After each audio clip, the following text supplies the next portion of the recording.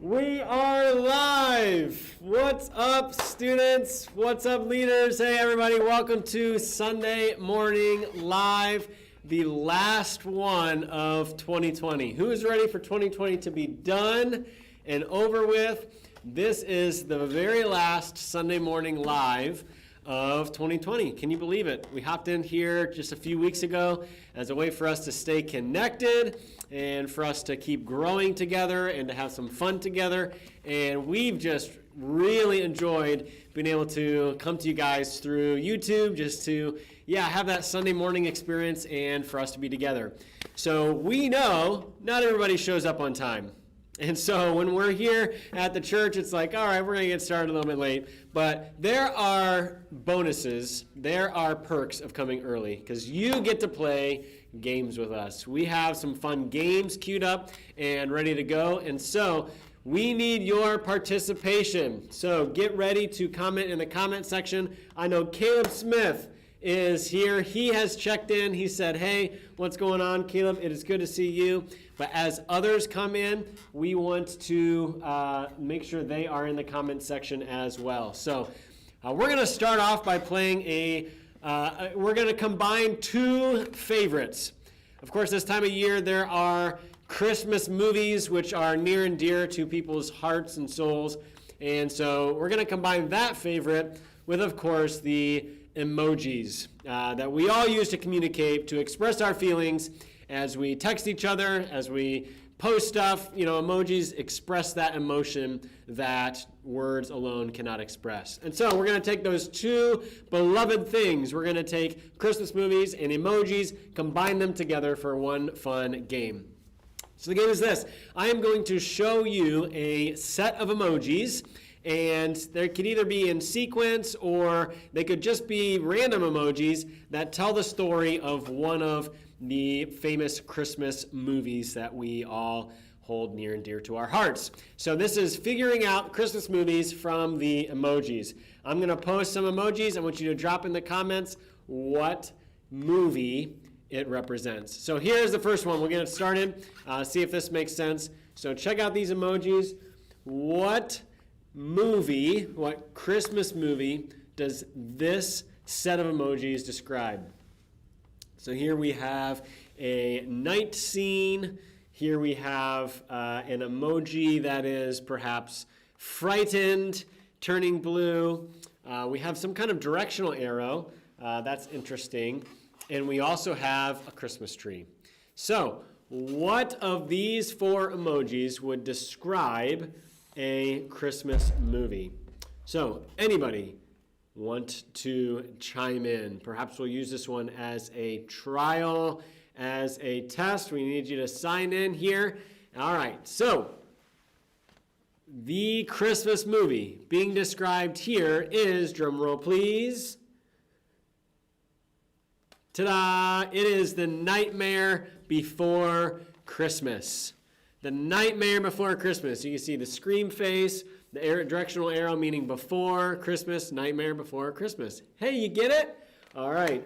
Great try, Emma. Great try. Incorrect. It was not the Polar Express. The Nightmare Before Christmas. Let's go to the second set of emojis, and it is this one. Give this one some thought here. What Christmas movie does this set of emojis represent? Interesting. First two emojis. What does that represent? And what does that have to do with Christmas movies? We have a Christmas tree. We have a book. We have some musical instruments, or not instruments. We have some musical notes.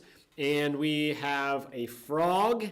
And we have a pig. What could that possibly mean? Get your brain spinning. Get in the Christmas spirit. If you haven't run and grabbed a Christmas hat, please go grab a Christmas hat. We are in the Christmas spirit this morning, and we want you to chime in with what emojis, this set of emojis, describes what Christmas movie. And so the answer is, drum roll please, this is, of course, the Muppet Christmas Carol.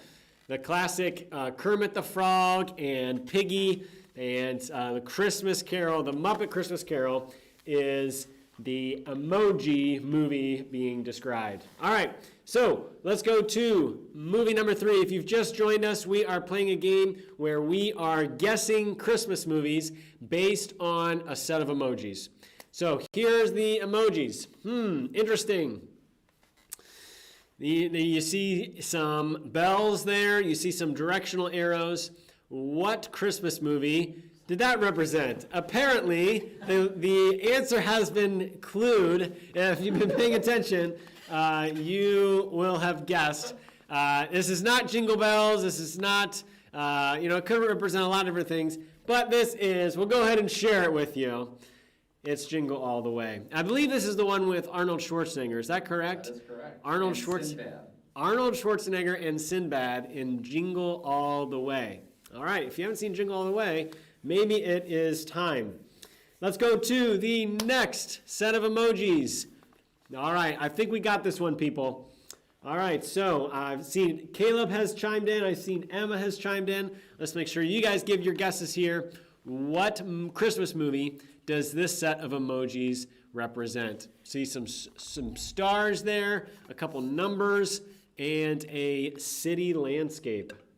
This is a classic movie, an older movie, but considered a Christmas classic. We'll see if anyone has seen it here. So, anybody? Anybody with a guess? Anybody with a guess? All right, we're going drum roll. Drum roll, please. And Emma comes in with Miracle on 34th Street. The first correct answer! The first correct answer this morning. Congratulations, Emma Haynes. It is the Miracle on 34th Street. And Beth has chimed in as well. Yes, it is the Miracle on 34th Street. All right, we're getting the hang of this, people. Let's go on to our next set of emojis. We are guessing Christmas movies based on emojis. So, hi, Ben. Welcome. We're glad to have you, Ben. So glad you are here. So, here's a set of emojis. What Christmas movie does this set of emojis represent? Now, this is a very polarizing Christmas movie. Either you love this Christmas movie or you are completely wrong about this Christmas movie. This is a Christmas movie classic. And so, does anyone have a guess? Coming in with the guess with Mason Prussia is Elf. That is correct. Elf. Can you see it, everybody? Yes, we have the giant amongst the elves, and we have a taxi taking to New York and the sweets of the lollipop. So yes, this is Elf. Congratulations, Mason. All right, let's keep this going. Our next set of emojis. And what movie does this set of emojis represent? All right, so take it all in. Take it all in, and we've got a couple guesses already. And the guesses are correct. I was hoping, I knew Emma would come back around to the Polar Express from a previous guess. And so, yes, this is the Polar Express. Nice job. All right, we're getting the hang of this. We got it. All right, let's go ahead and check out the next one here. The next one is this. All right, take it in, Christmas movies. We have some kind of a house. We have a Christmas tree. For those of you who don't understand what this third emoji is, this is a video recorder. You used to have a separate device in which you would record things. And then some nice surprise face there, I would say. And so checking the comments, we do have a correct answer from Mason, and the correct answer is Home Alone. Home Alone is correct. I was actually just finishing up this movie last night. So many classic lines. But seriously, what I don't understand is, number one, this movie doesn't exist today with cell phones. I mean, if you had cell phones, this movie, it's just improbable. It wouldn't happen. But second of all, why didn't Kevin just call the police? Like, call the police at the beginning. I know they came and then left, but I don't know. I guess it wouldn't make a very good movie. So that was Home Alone. Congratulations. Great job with that one. Do we have another one? I think we have another one. So this is the last one. Just two emojis here. What Christmas movie does this represent? What Christmas movie do these two emojis represent? Ben. Ben with the guess of the Santa Claus, and that is also correct. Classic Tim Allen movie, classic Christmas film. The Santa Claus is correct. So, ladies and gentlemen, thank you so much for joining us semi-early this morning and for playing our Christmas emoji movie game. Now we're going to move on to our next game, and over the last several years, there's been a cultural phenomenon known as the elf on the shelf. So this is popular with young kids. The elf appears from the North Pole and makes sure that kids are behaving properly. But let's just imagine that the elf on the shelf is running out of stock, or perhaps all the elves are too busy, and we need to find new Santa representatives. And in order to find some new Santa representatives, we want to make sure that they have a similar jingle, a similar rhyme as the elf on the shelf. So, in the comment section, what you're going to do is you're going to guess the correct Spying for Santa combo to win a point.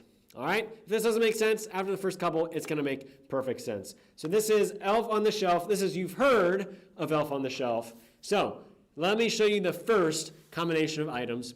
You've heard of Elf on the Shelf, but have you heard of this picture?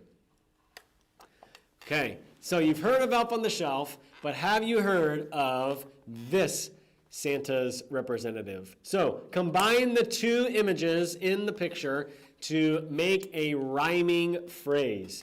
Does anyone have any guesses as to what this rhyming phrase is? So piece it together. What is or who is on the top there? Okay, pretty recognizable figure.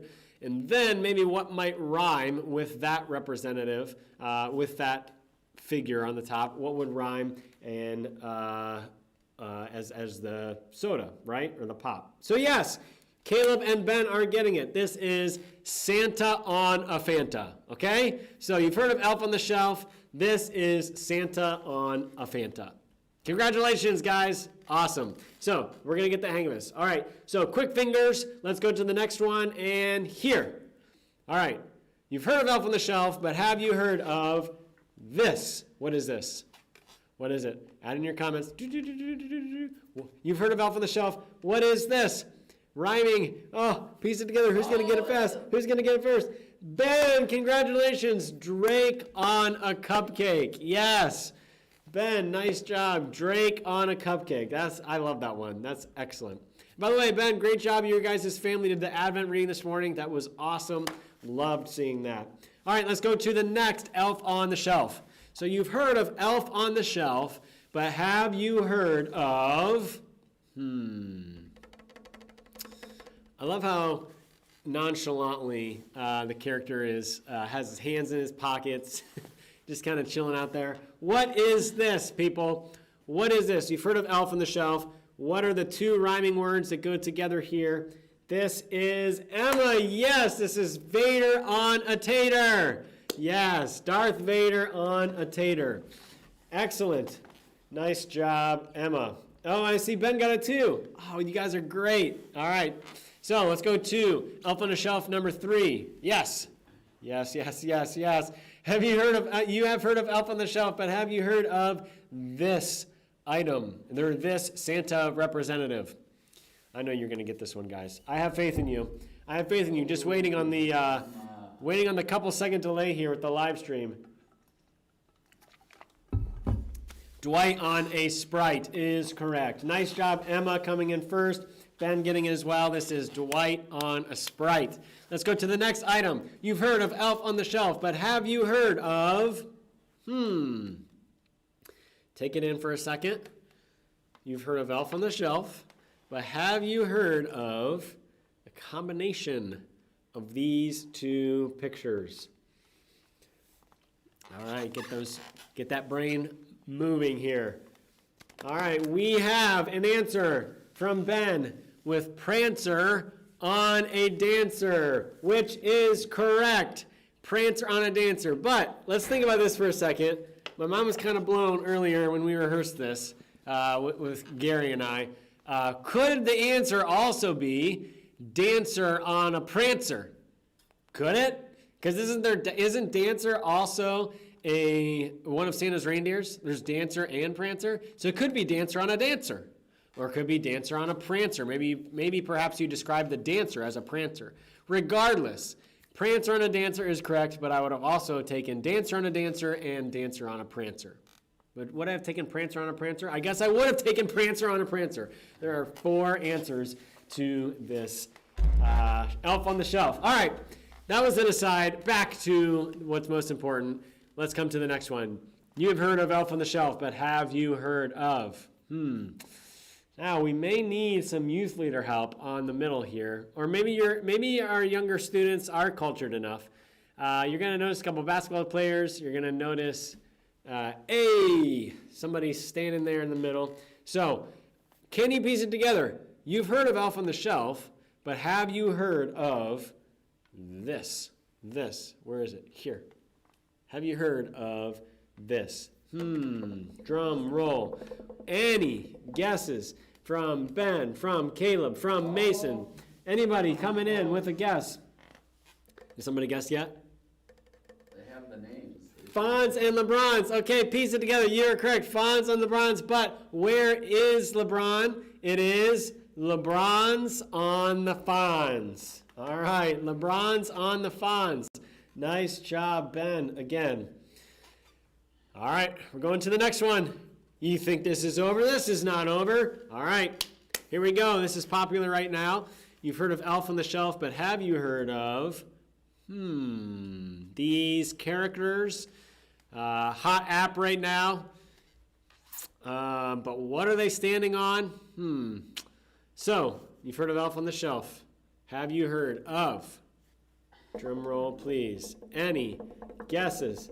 Any guesses? See, I think I have like a couple of second delay from you. So Ben and Caleb, yes, Among Us on a Fungus.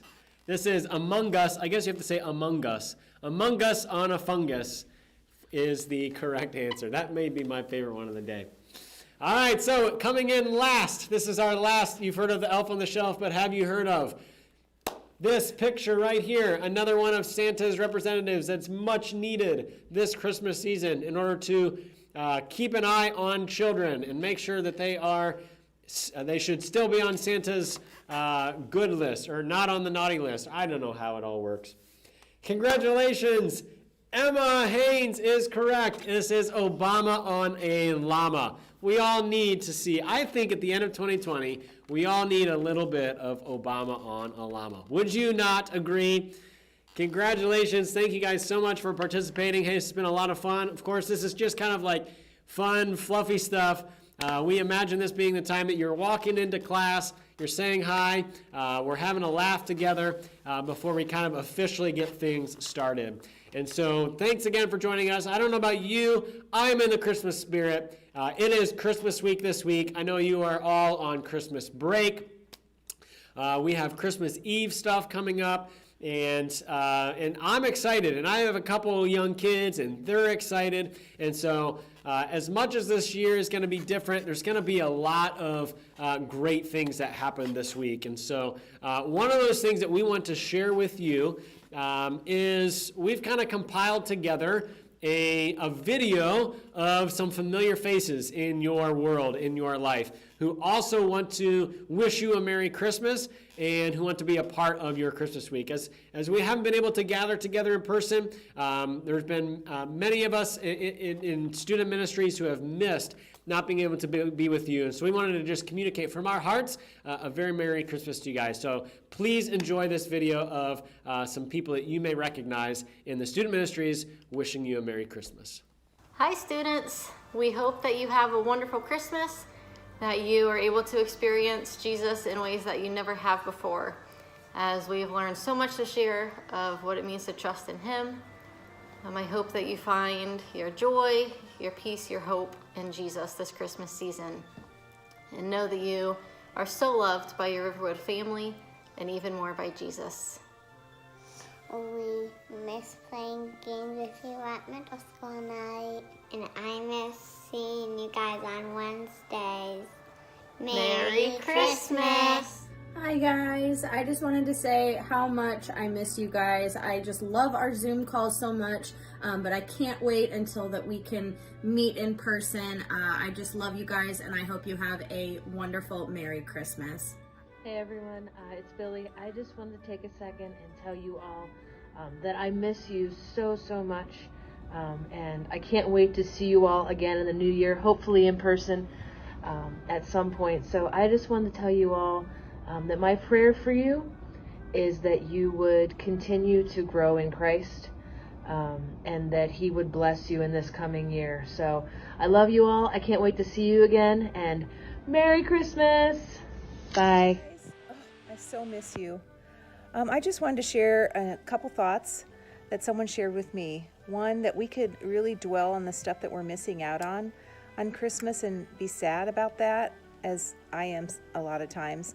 But I want to encourage you that you find the joy that Jesus brings in Christmas, because that's really what's about, and all the other things that you still have. I know it's hard, but I'm going to encourage you to think that. Also, I was reminded that the first Christmas was not easy. It was hard. All that to say, I hope you have a Merry Christmas, and I can't wait till we can start meeting in person again. Hi guys, I miss seeing all of you, and I hope that you're all doing well. And I just wanted to say hi and tell you that I miss seeing you, and I cannot wait until we are all together again and we will make up for lost time.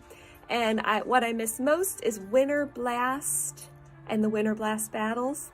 But maybe we will have a later one in Spring Blast or Summer Blast. We'll make up for it somehow, guys. But I just wanted to wish you a Merry Christmas. And don't worry, Mark's still doing his morning calisthenics with Mark, so he is prepared to have that for you guys when we are all back together again. So have a wonderful Christmas. Miss and love you all. Bye-bye. Hi, Riverwood students. This is Mark. You guys know me, and Leia. You probably know her too. I hope you're doing well.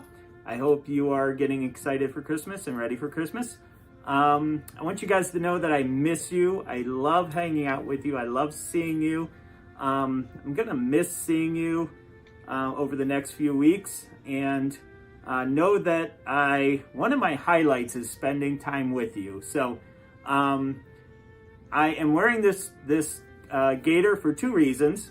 Number one, it hides my crybaby face as I get emotional thinking about not seeing you. And number two, I shaved off my beard, so I don't want everyone to see. So I hope you guys all have a great Christmas. I love you, and we'll talk to you soon.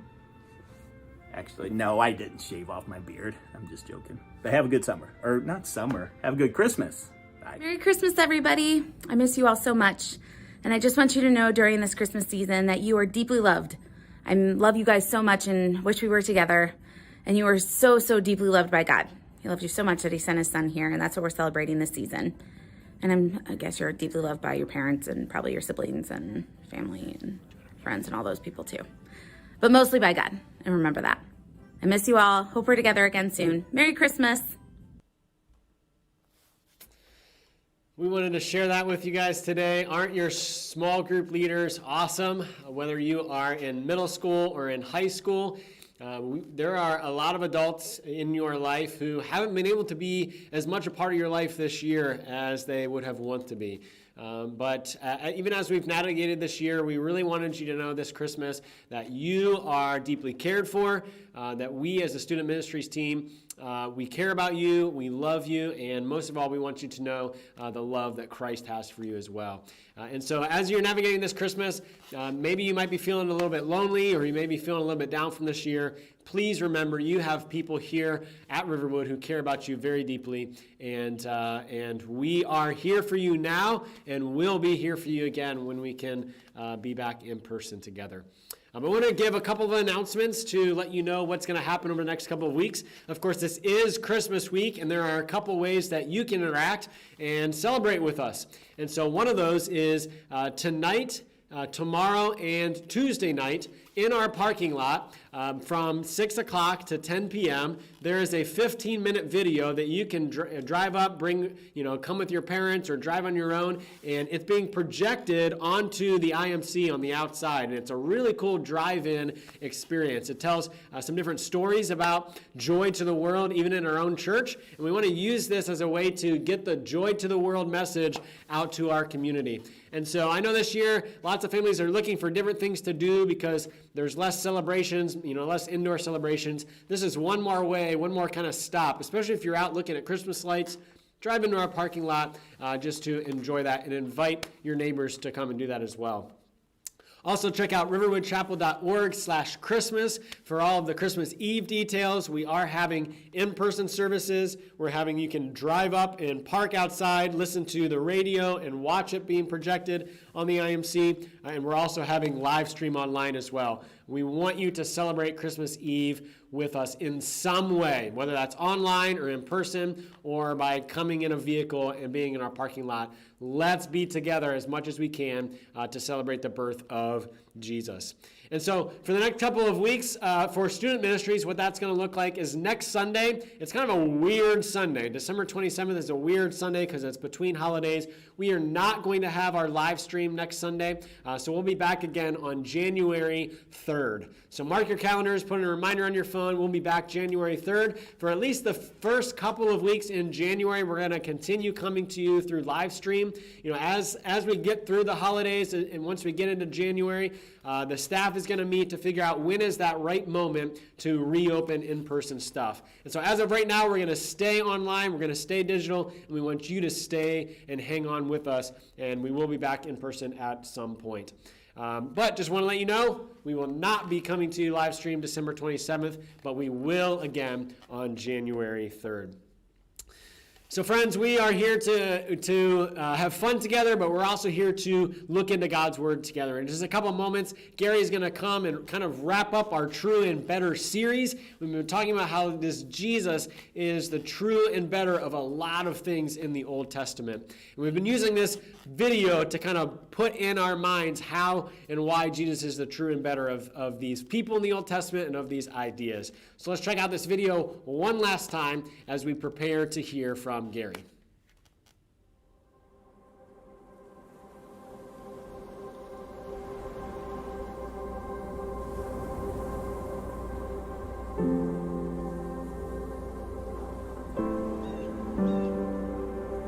The Bible is not a series of disconnected stories. It is a single narrative in which every story, every character points beyond itself to one who is greater. The story of Adam and Eve is not just about the first man and woman. There is a true and better Adam who passed the test in the garden and whose obedience is ascribed to us. There is a true and better Abel who, though innocently slain, has blood that cries out not for our condemnation, but for our acquittal. There is a true and better Abraham who answered the call of God to leave all the comfortable and familiar and go out into the void to create a new people of God. There is a true and better Isaac, the son of laughter, of grace, who was not just offered up by his father on the mount, but was truly sacrificed for us all. There is a true and better Jacob, who wrestled and took the blow of justice we deserve, so we, like Jacob, only receive the wounds of grace that wake us up and discipline us. There is a true and better Joseph, who at the right hand of the king forgives those who betrayed and sold him and uses his new power to save them. There is a true and better Moses who stands in the gap between the people and the Lord and who mediates a new covenant. There is a true and better rock of Moses, who struck with the rod of God's justice now gives us water in the desert. There is a true and better Job, the truly innocent sufferer, who then intercedes for and saves his foolish friends. There is a true and better David, whose victory becomes his people's victory, though they never lifted a stone to accomplish it themselves. There is a true and better Esther, who didn't just risk losing an earthly palace, but lost the ultimate heavenly one, who didn't just risk his life, but gave his life to save his people. There is a true and better Jonah who was cast out into the storm so that we could be brought in. There is a true and better Passover lamb, innocent, perfect, helpless, slain so the angel of death will pass over us. He's the true temple, the true prophet, the true priest, the true king, the true sacrifice, the true lamb, the true light, and the true bread. The Bible is not a series of disconnected stories. It is a single narrative that points to one person, Jesus.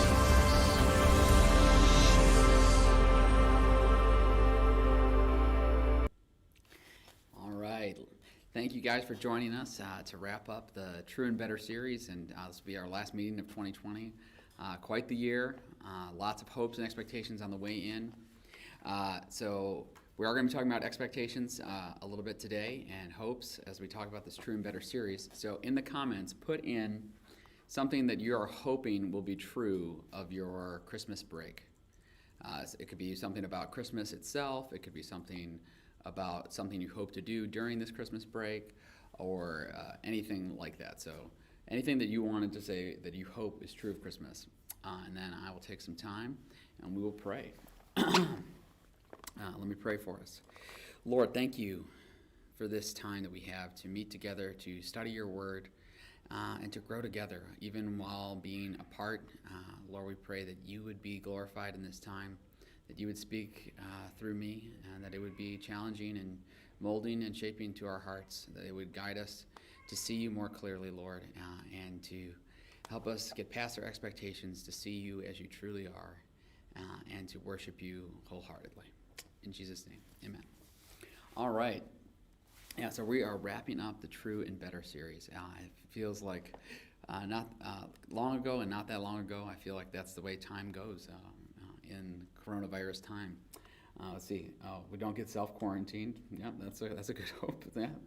Stay safe and enjoy spending time with family from Jonathan. Yeah, I think we all have these different hopes and expectations, and those ones are really shaped by the pandemic. I wonder what people would have said if we could talk to you on January 1st. What would you have said? You can put this in the comments if you want. I wasn't necessarily thinking that, but if we could put you on January 1st and I said, what are your hopes for 2020? What would you have said? I don't know. I would have said lots of different things, and lots of things have really changed. They're really not the way that we thought they would be. And we kind of have been seeing that as we've looked in the past. All these people, these hopes and these expectations, Josh talked about a lot of letdown that happened because people had these hopes and expectations of what was to come, and it kept being this letdown. And that's why we see that Jesus is this true and better one. And so we'll look at a little bit of a review. In this True and Better Advent series, even this picture has been designed to try to kind of give us that idea that a painting is good.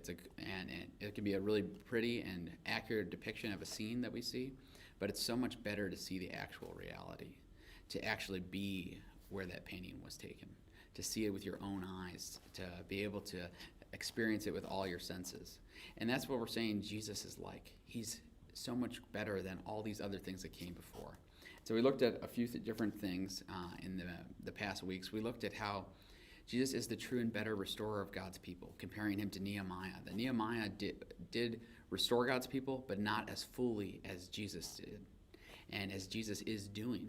That the prophets, the priests, the kings, none of these equaled up to what Jesus did. They brought a message from God. They made peace. They ruled and helped and blessed their people, but none could do it as well as Jesus. And that all of this was pointing towards him, and it was leading for people to see this one that was to come. And Jesus himself helps us to see this as he shares in Matthew 5:17, that do not think I have come to abolish the law or the prophets. I have not come to abolish them, but to fulfill them. And so people were thinking, okay, he's getting rid of everything. Nothing that makes sense anymore. And he's saying, no, I'm here to make it make sense. I'm here to finish the story. I'm here to make it all work together. You thought that David was going to save you. You thought that Moses was great. No, I am here to bring you everlasting life with God forever. And it was beyond their thoughts. It was beyond their expectations. And the thing is that our expectations really can affect the way we experience something. It can affect the way that we relate to someone. Our expectations really can transform situations. You've probably experienced that this year, depending on what you thought of when we talked about those expectations and how the coronavirus has really shattered everything that people were expecting. Maybe you were looking forward to a certain trip that you were going to go on with your family, or a certain thing you were going to experience in the school year that never took place, a dance or a sports team or a season that got canceled. I know one time, this is a funny story, but I was in a dining hall and at a college dining hall with my friend Aaron, and we were getting food. I grabbed a chicken sandwich, sit down to eat it with him. I take a bite, and I'm like, this is disgusting. This is the worst chicken sandwich I've ever had. And I tell my friend that, and he says, that's because it's a crab cake, Gary. And I was like, okay. And I had so pictured that it was a chicken sandwich because that's what the label had said, but they were right next to each other, and I got confused. And had I expected a crab cake, I might have enjoyed it, because, if you're picturing a crab cake, crab cake's not bad. But if you're picturing a chicken sandwich and you taste crab, you're like, what is going on?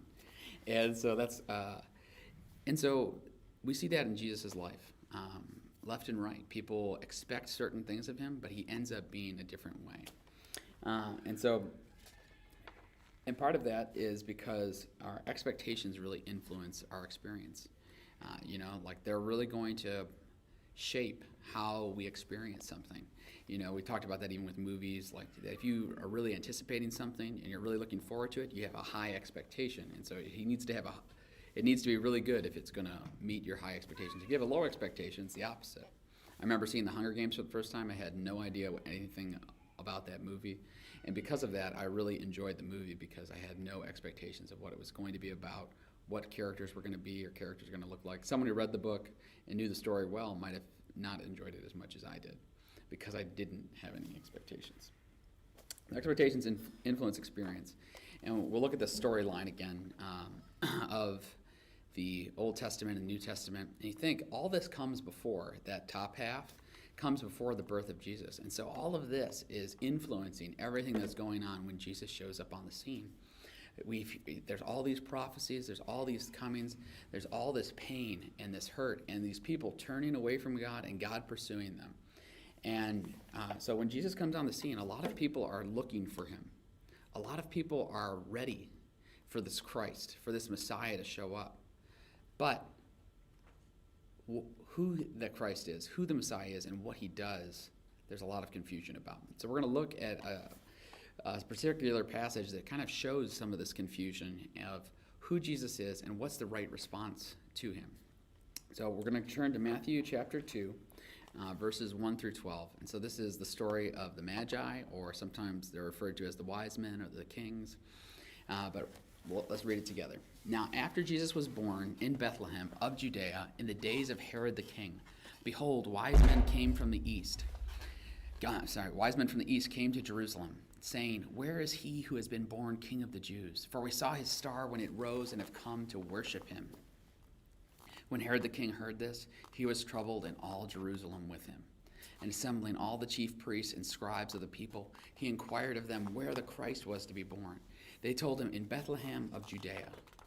For so it is written by the prophet, and you, O Bethlehem, in the land of Judah, are by no means least among the rulers of Judah. For from you shall come a ruler who will shepherd my people Israel. Then Herod summoned the wise men secretly, and ascertained from them what time the star had appeared.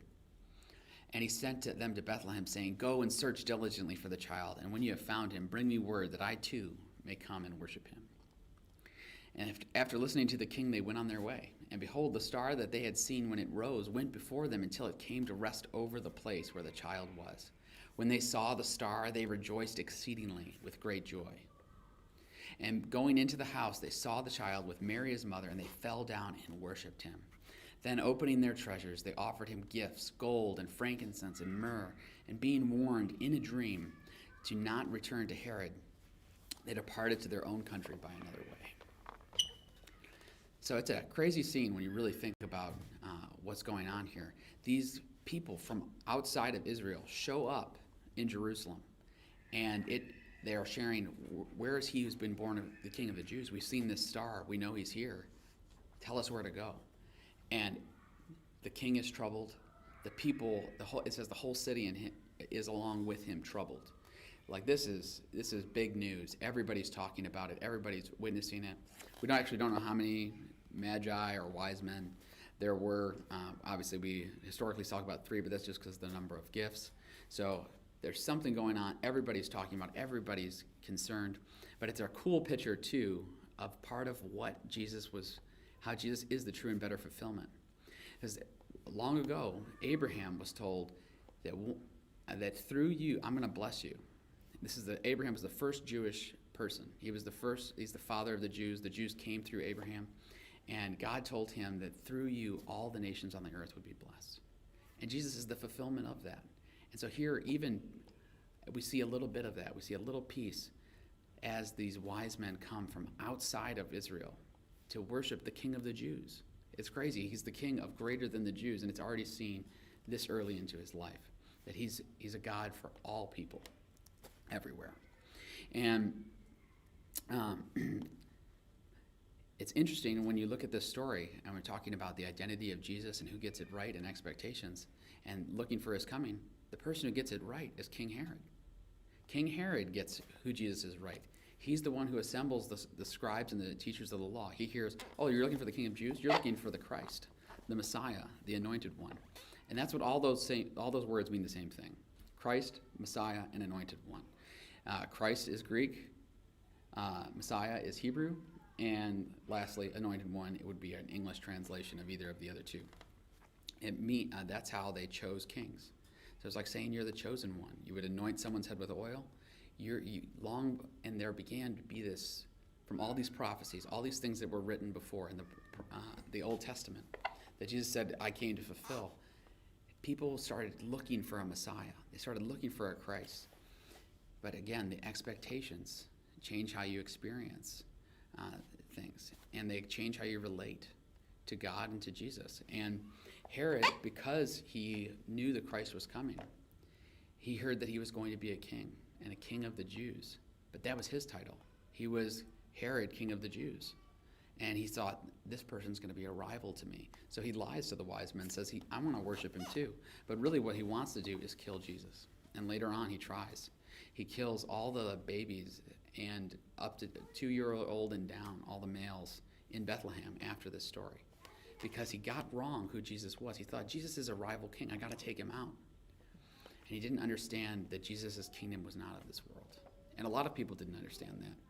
You see the people that follow Jesus, all the crowds, a lot of them got it wrong. And some of them stopped following him at points in the story because they think Jesus is one way, but he's really something else. Maybe the most famous story is Peter, right? Peter comes, at one point he recognizes who Jesus is. He says, you're the Christ, the Son of God. And Jesus says, you're right. And, it wasn't people that revealed this to you. It was God. God showed you that, Peter. And Peter's doing well and excited probably that Jesus is praising him. And then in the next moment, it seems, Jesus teaches about how he has to go to the cross and die. And Peter's like, no way. Jesus, how can you save us if you go to the cross? And Jesus says, Peter, how can I save you if I don't go to the cross? He says, you don't have in mind the things of God. You have in mind the things of man. You don't get it. I need to go to the cross. That's why I came. That's what I'm here for, is to save you. And that's what needs to happen in order for that to happen. And so these expectations that we have can really get in the way of us seeing Jesus. And so it still happens today for me and for you. We all come with expectations to Christmas, right? You've heard of Christmas before today. You have an idea of what Christmas is about. You have an idea of who Jesus is and what he's about. But are you right? Do your expectations match his reality? Does what Jesus says about himself match what you say about Jesus? I know that's not always true of me, and it hasn't been true of me in the past. I remember before I knew Jesus, my expectations got in the way. I thought Jesus was important. I thought that he was God, but I thought he should be part of my life, not really that much more important than any other part of my life. But as I began to read the Bible and be challenged by other people and become part of a church where they really got connected to Christian community, I started to see that, man, Jesus should be what my life centers around, what I am seeking after, what my life should be aimed at and really all about. Even after being a Christian too, like sometimes my life hasn't met the expectations that I had for it, that I've questioned where God's taking me. What are you doing, Lord? Why is it this way? I was 29 years old when I got married, but I expected to be married much earlier. I wanted to be married in college. I'd been wanting to be married since I was 12 years old. And I think because of those expectations, I often tried to force God's hand. I kept trying relationship after relationship after relationship, looking for what I thought I needed. And because I had these expectations of what my life should look like and what God should let it look like. Trying to tell God what my life should be. And it took time for him to really challenge me and humble me and help me to see, and he's still doing this, helping me to see that what he has for me are better than what my expectations are, and that Jesus is really better than your expectations. He's better than my expectations. And we all, and he's better than all of our expectations. And we have to not let our expectations get in the way of us seeing Jesus. That's another thing that I think we need to bring to the Lord. You know, the wise men in this story, they bring gifts of gold and frankincense and myrrh. These are all really valuable things. But what Jesus really wants, he doesn't want just your money. He doesn't want just the things that you treasure. He wants your life. Again, just like Josh, this is no corona, just frogs in the throat. Yeah, Jesus wants all of our lives. He doesn't want just a piece of you. He wants all of you. And we kind of get caught up in the rest of it, but we miss that that's what worship really is. When it talks about that's the right response.